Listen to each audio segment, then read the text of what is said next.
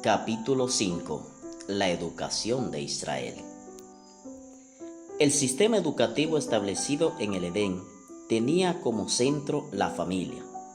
Adán era hijo de Dios, y de su padre recibieron instrucción los hijos del Altísimo. Su escuela era, en todo el sentido de la expresión, la escuela en el hogar. En el plan divino de la educación, adaptado a la condición del ser humano después de la caída, Cristo figura como representante del Padre, como vínculo de unión entre Dios y la humanidad.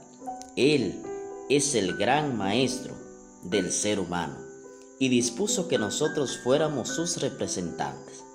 La familia era la escuela y los padres habían de ser los maestros.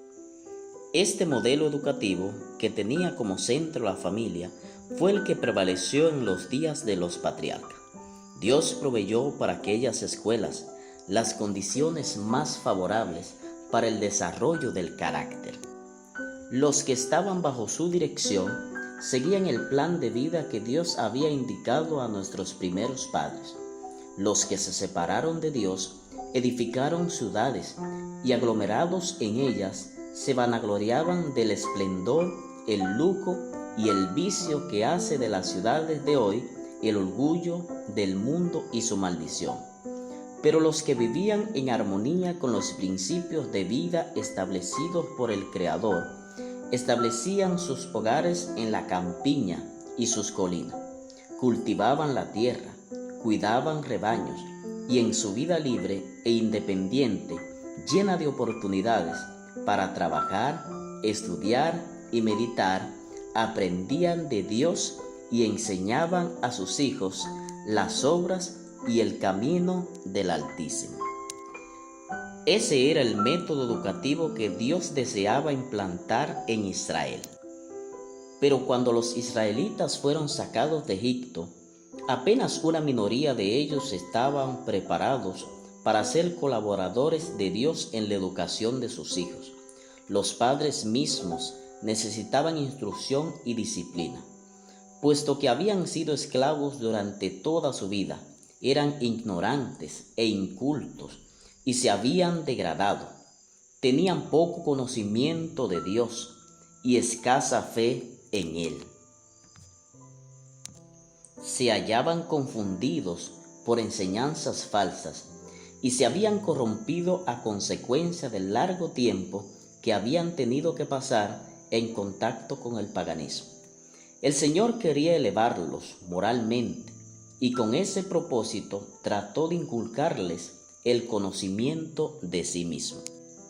Mientras peregrinaban por el desierto, en sus marchas de aquí para allá, expuestos al hambre, la sed y el cansancio, bajo la amenaza de enemigos paganos, y viendo los milagros que la providencia había ejecutado para liberarlos, Dios, al revelarles el poder que actuaba continuamente para el bien de ellos, trataba de fortalecer su fe, y después de haberles enseñado a confiar en su amor y su poder, era su propósito presentarles en los preceptos de su ley la norma de carácter que por medio de su gracia deseaba que ellos alcanzaran.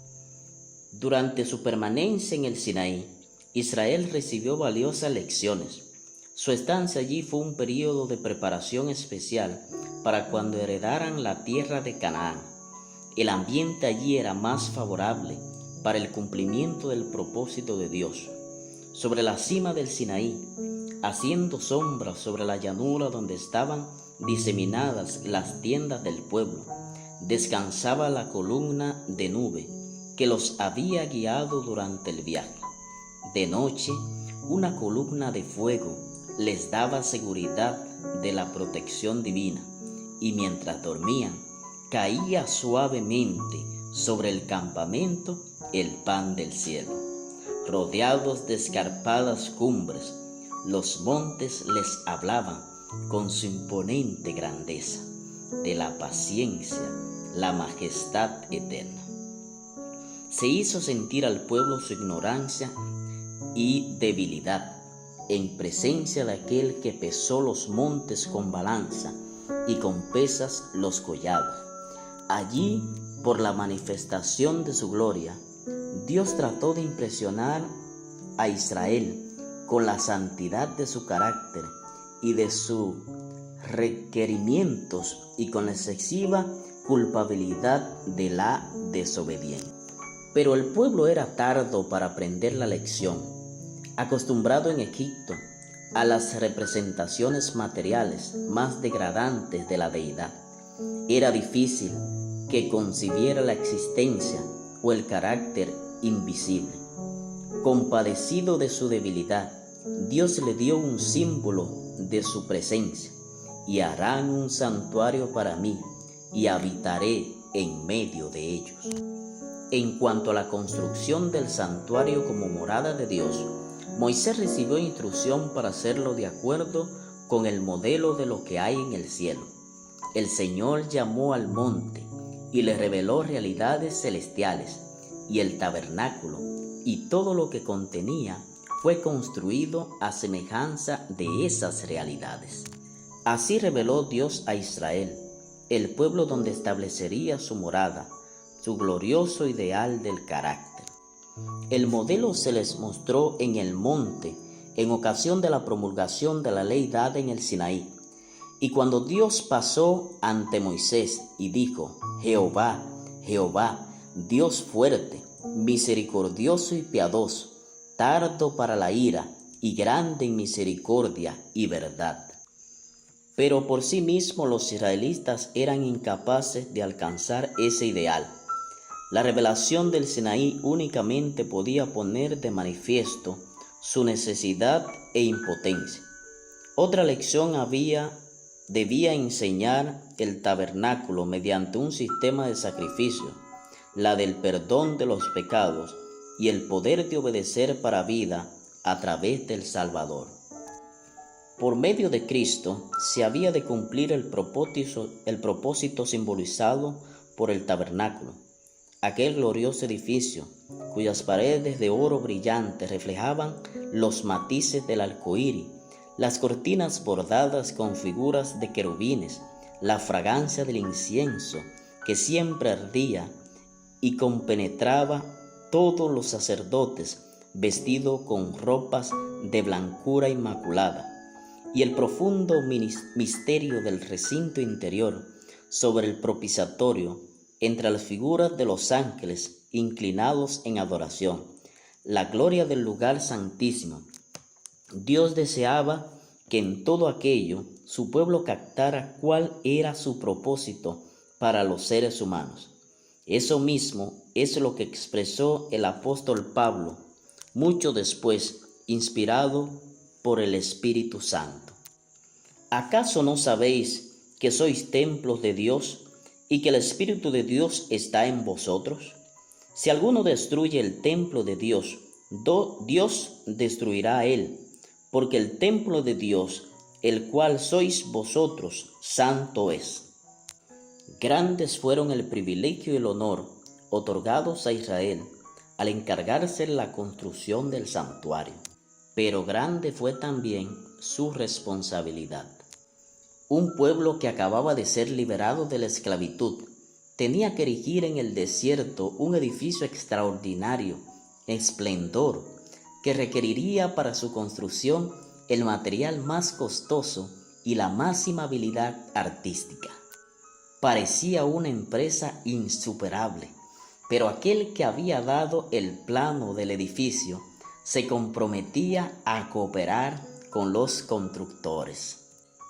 Habló Jehová a Moisés y le dijo: Mira, yo he llamado por nombre a Bezaleel, hijo de Uri, hijo de Hur, de la tribu de Judá, y lo he llenado del Espíritu de Dios, en sabiduría y en inteligencia, en ciencia y en todo arte, para inventar diseños, para trabajar en oro y en plata y en bronce, para labrar piedras, engastarlas, tallar madera y trabajar en toda clase de labor.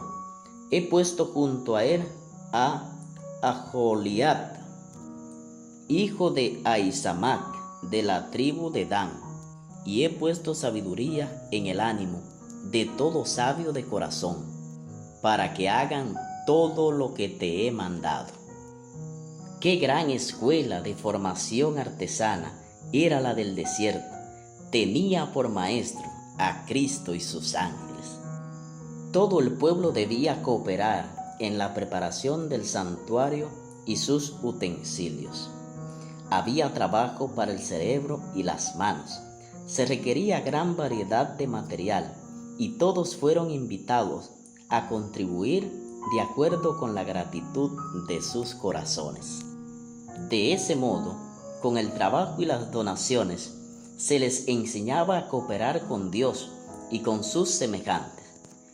Además, debían cooperar en la preparación del edificio espiritual, a saber, el templo de Dios en el alma. Desde que salieron de Egipto, habían recibido lecciones para su instrucción y disciplina. Incluso antes de salir de allí, había establecido una organización provisional. El pueblo había sido distribuido en grupos bajo el mando de jefes. En el Sinaí se completó el organigrama.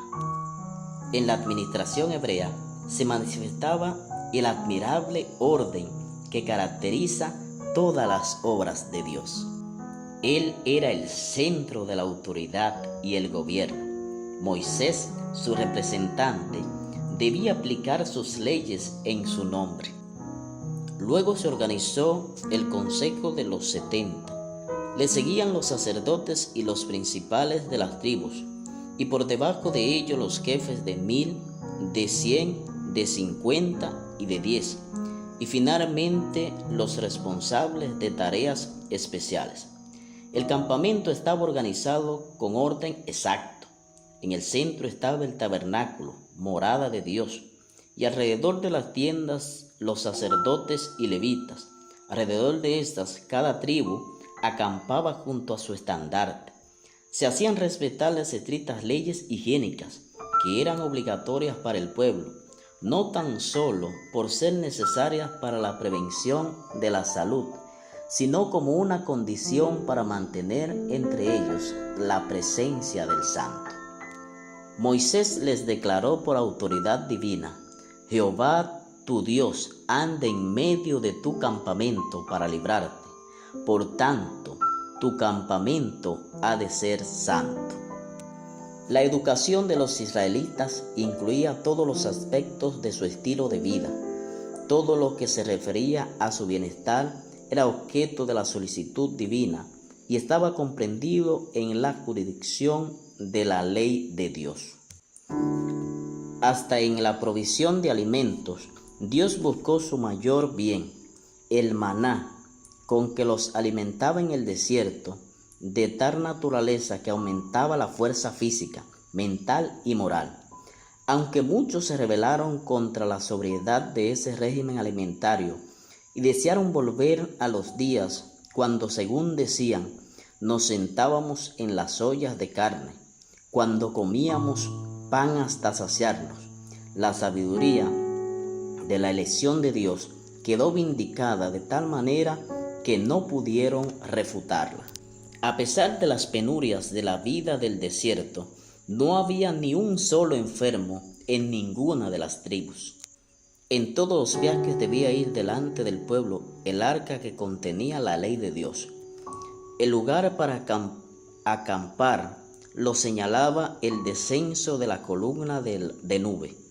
Mientras ésta se posaba sobre el tabernáculo, permanecía en su lugar. Cuando se levantaba, reanudaban su marcha, tanto cuando hacía alto como cuando partían. Se hacía una solemne invocación. Cuando el arca se movía, Moisés decía: levántate, Jehová, que sean dispersados tus enemigos. Y cuando ella se detenía, decía: descansa, Jehová, entre los millares de israelitas.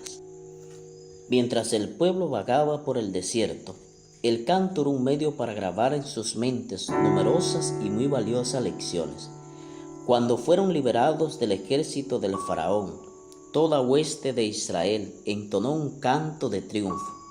Por el desierto y el mar resonaron a lo lejos las estrofas de júbilo, y en las montañas hicieron eco los cánticos de alabanza.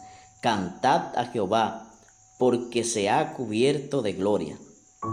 Con frecuencia se repetía durante el viaje este canto que animaba los corazones y encendía la fe de los peregrinos. Por indicación divina se recitaban también los mandamientos dados en el Sinaí, con las promesas del favor de Dios y el relato de los milagros que habían hecho para liberarlos, en cantos acompañados de música instrumental, cuyo compás marchaba el pueblo mientras unía sus voces de alabanza. De ese modo se apartaban sus pensamientos de las pruebas y dificultades del camino. Se calmaba el espíritu inquieto y turbulento. Se fijaban en las memorias los principios de la verdad y la fe se fortalecía. La acción solidaria servía para enseñar el orden y la unidad, y el pueblo disfrutaba de una íntima comunión con Dios y sus semejantes. En cuanto al trato de Dios con Israel durante los 40 años de su peregrinación por el desierto, Moisés declaró: como castiga el hombre a su hijo, así Jehová tu Dios te castiga para afligirte, para probarte, para saber qué había en tu corazón, si había de guardar o no sus mandamientos. Lo halló en tierra de desierto y en yermo de horrible soledad. Lo rodeó, lo instruyó, lo guardó como la niña de su ojo, como el águila que excita su nidada, revoloteando sobre sus pollos. Así extendió sus alas, lo tomó y lo llevó sobre sus plumas. Jehová solo lo guió, y con él no hubo Dios extraño. Porque se acordó de su santa palabra dada a Abraham su siervo. Sacó a su pueblo con gozo, con júbilo, y a sus escogidos les dio las tierras de las naciones, y las labores de los pueblos heredaron, para que guardaran sus estatutos y cumplieran sus leyes. Aleluya. El conocimiento de Dios, la comunión con Él, en el estudio y el trabajo, la semejanza a Él en carácter, habían de ser la fuente, el medio y la meta de la educación de Israel. Educación impartida por Dios a los padres y que ellos debían transmitir a sus hijos.